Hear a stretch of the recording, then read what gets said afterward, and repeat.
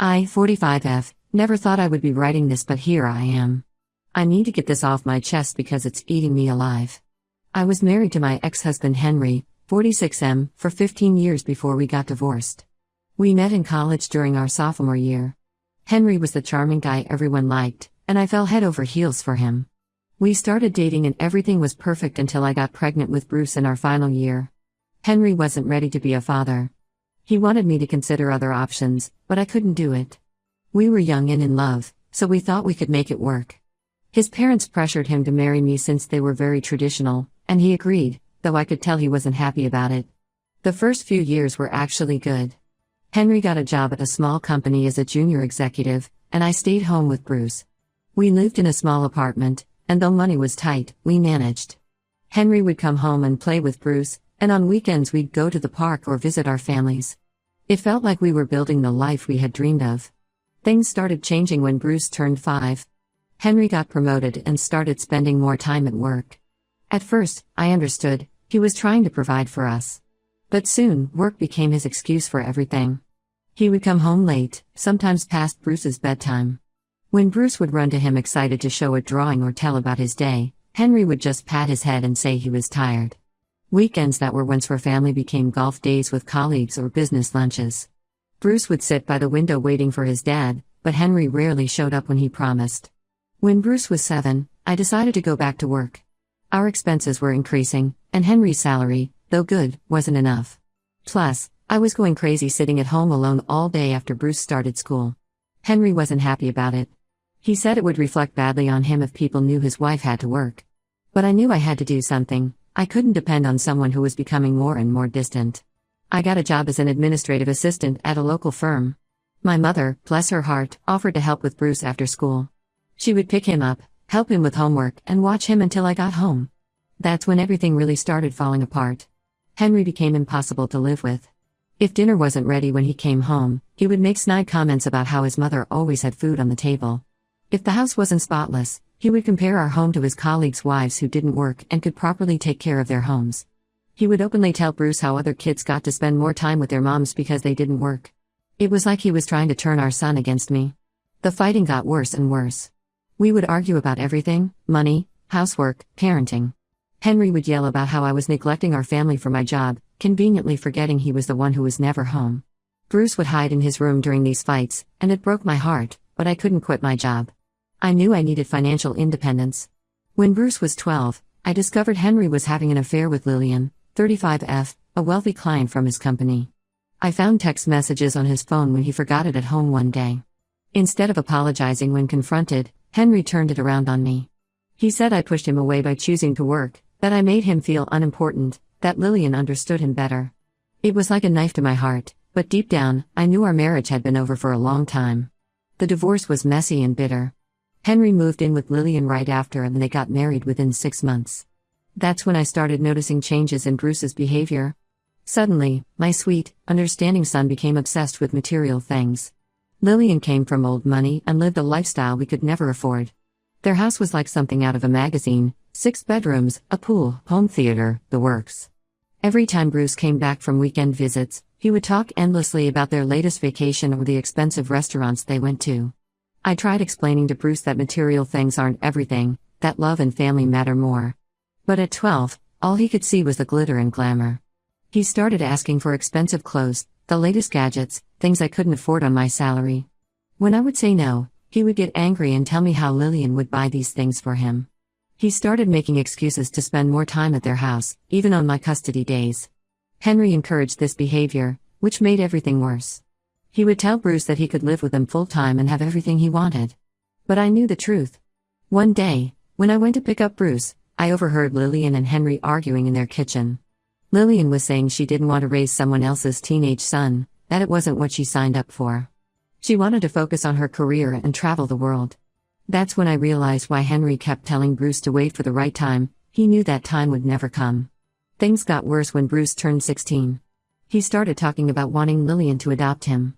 He would say things like she was more of a mother to him than I ever was, how she understood him better. Every time he came home, he would compare me to Lillian, how she was more successful, more sophisticated, how she knew about wine and art and all the things I didn't.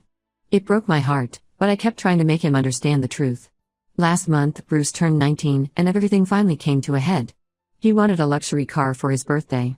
I had saved up $8,000 to buy him a reliable used car. It wasn't fancy, but it was safe and perfect for a first car.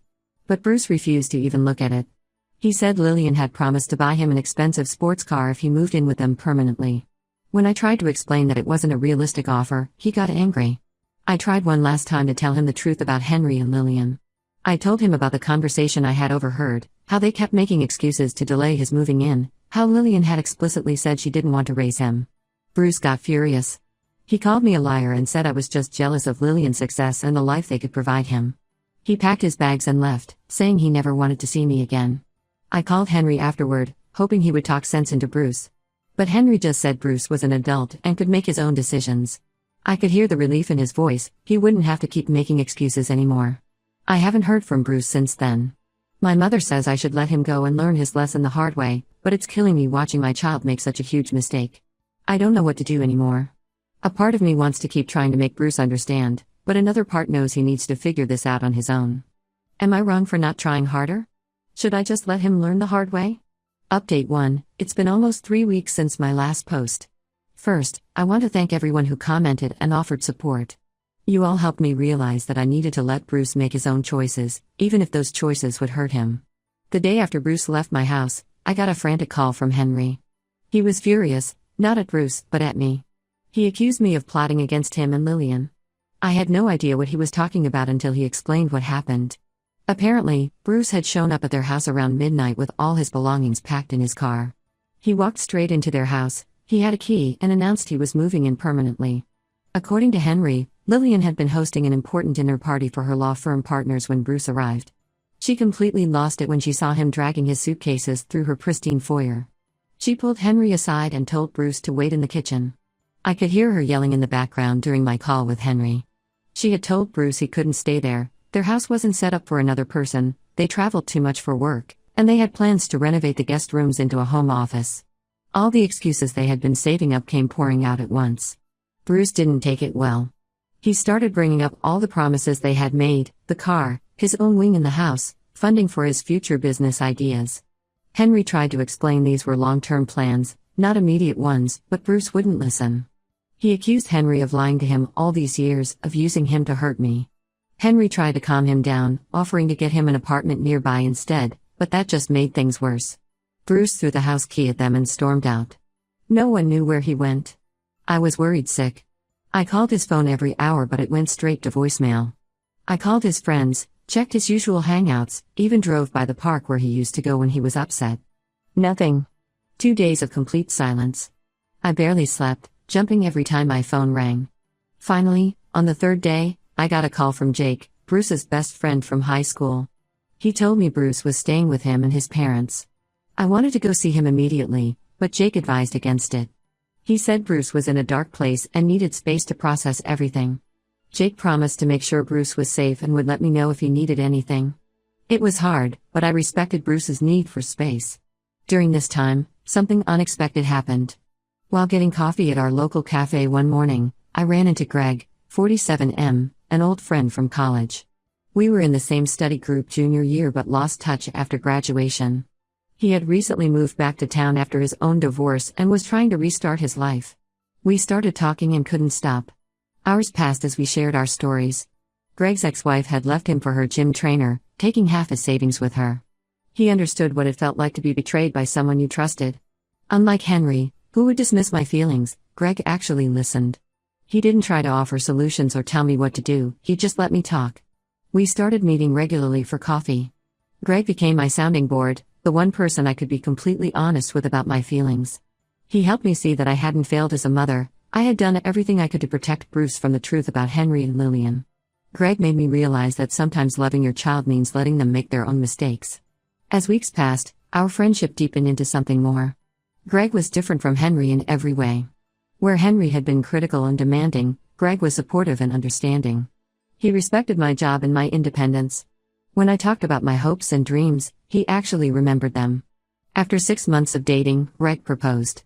It wasn't a grand gesture, just a quiet moment on his back porch, watching the sunset. I hesitated at first.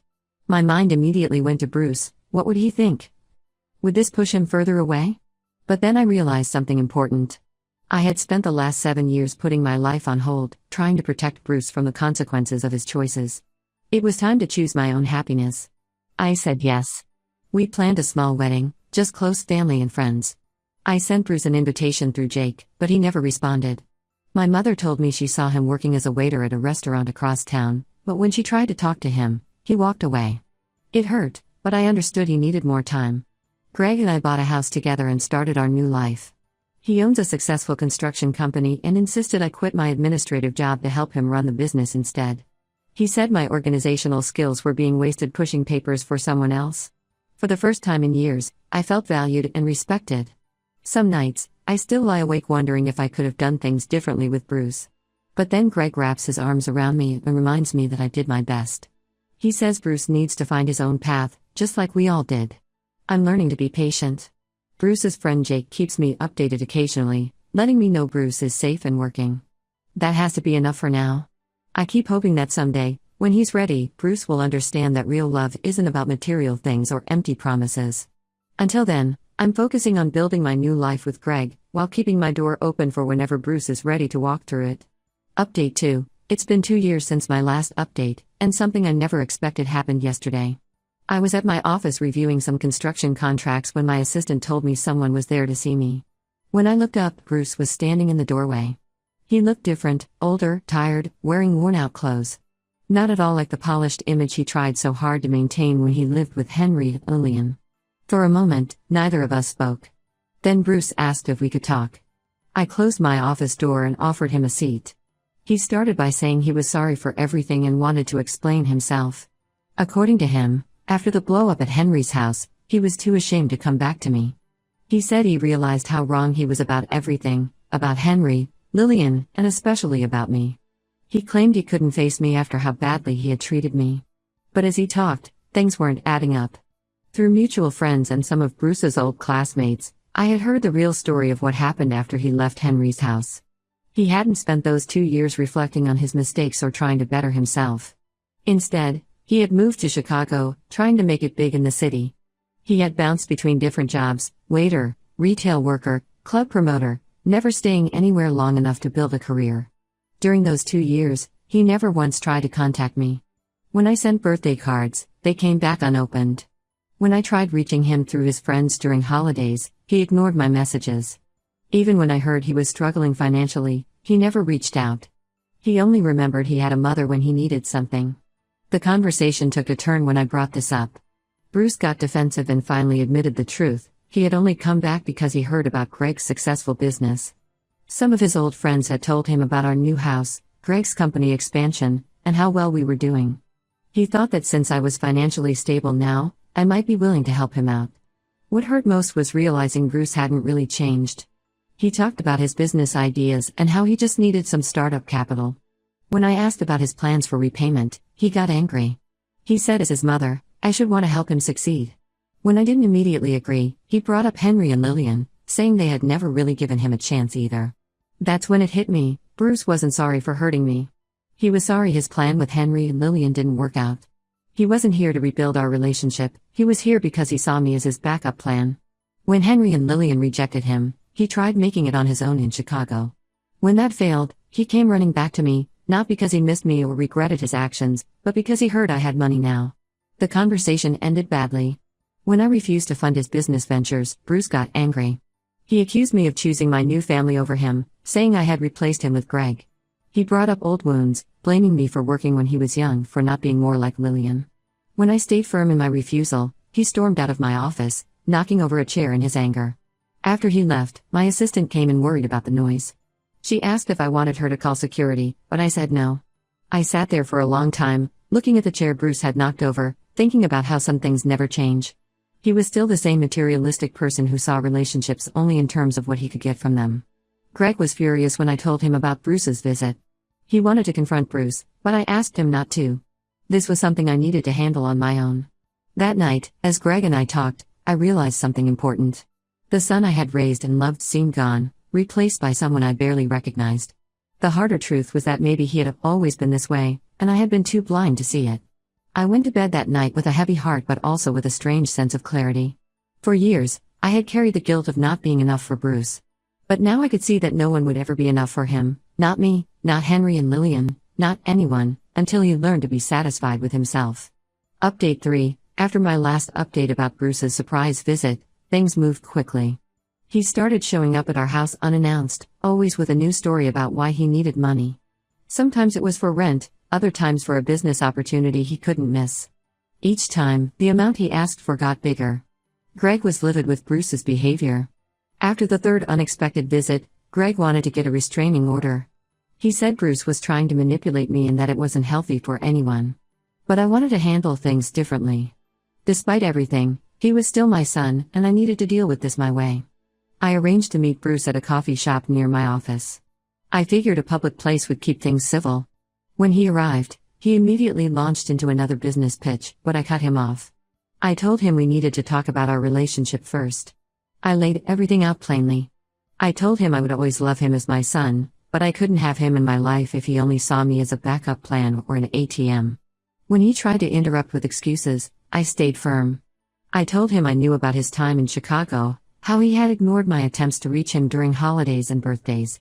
I knew about the different jobs he'd quit, the money he borrowed from friends and never repaid. Bruce finally broke down.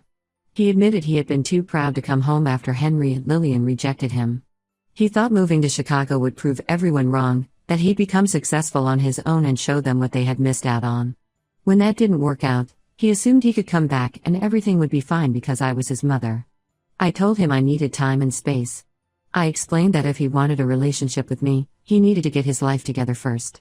That meant finding a stable job, his own place to live, and really thinking about what kind of relationship he wanted with me, one based on love and respect, not money and manipulation. He didn't like this answer. He accused me of being cold, of choosing Greg over him again. But this time, I didn't let his words hurt me. I told him that Greg had nothing to do with this was about his behavior and choices. I made it clear that until he could respect my boundaries, we needed to keep our distance. It's been 3 months since that conversation. Bruce occasionally sends text messages, usually when he needs something.